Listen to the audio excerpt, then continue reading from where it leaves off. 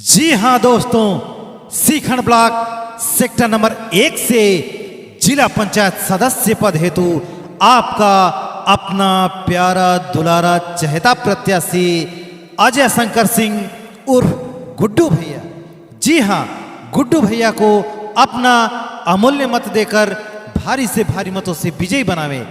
आपके कदम से कदम मिलाकर साथ चलने वाले कर्मठ ईमानदार जुझारू प्रत्याशी गुड्डू भैया को भारी से भारी मतों से विजयी बनावे।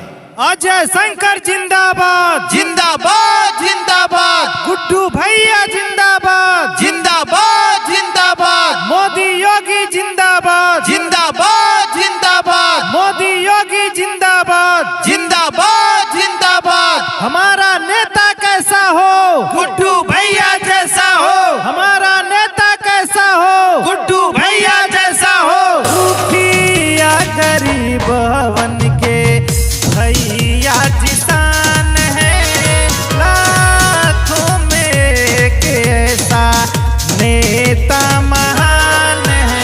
गुड्डू भैया के जितावे के बाहू, इनके विजयी बनावे के बाहू। अजय शंकर के जितावे के बाहू, इनके विजयी बनावे के बाहू। गुड्डू भैया के जितावे के बाहू, जिला पंचायत बनावे के बाहू। दुखिया गरीबवन के भैया जिसान है, लाखों में एक ऐसा नेता महान है। गुड्डू भैया के जितावे के बाहू, इनके विजयी बनावे के बाहू। अजय शंकर जिंदाबाद जिंदाबाद जिंदाबाद, गुड्डू भैया जिंदाबाद जिंदाबाद जिंदाबाद, मोदी योगी जिंदाबाद जिंदाबाद जिंदाबाद। कितना अइले नेता आस धरा के कुछो न कमावा बुझाला हो। गुड्डू भैया के एक बेर जिता के अपन सपना पुराला हो। कितना अइले नेता आस धरा के कुछो न कमावा बुझाला हो। गुड्डू भैया के एक बेर जिता के अपन सपना पुराला हो। बड़ा दिलदार हवे भैया हमार हो, सब कर आवाज सुनी करी है कारोबार हो। गुड्डू भैया के जितावे के बाहू, इनके विजयी बनावे के बाहू। अजय शंकर के जितावे के बाहू, इनके विजयी बनावे के बाहू। अजय शंकर जिंदाबाद जिंदाबाद जिंदाबाद, गुड्डू भैया जिंदाबाद जिंदाबाद जिंदाबाद, मोदी योगी जिंदाबाद जिंदाबाद जिंदाबाद। हमारा नेता कैसा हो, गुड्डू भैया जैसा हो, हमारा नेता कैसा हो, गुड्डू भैया जैसा हो।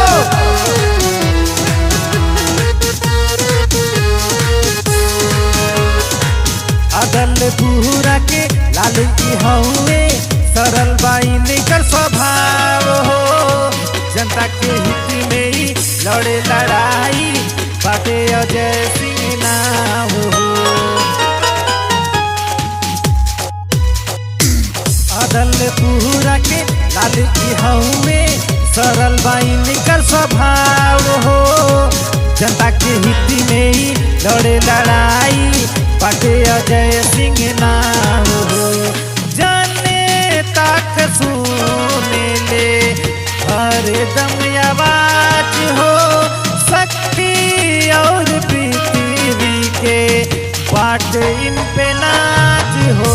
गुड्डू भैया के जितावे के बाहू, जिला पंचायत बनावे के बाहू। अजय भैया के जितावे के बाहू, जिला पंचायत बनावे के बाहू। दुखिया गरीबवन के भैया किसान है, लाखों में एक ऐसा नेता महान है।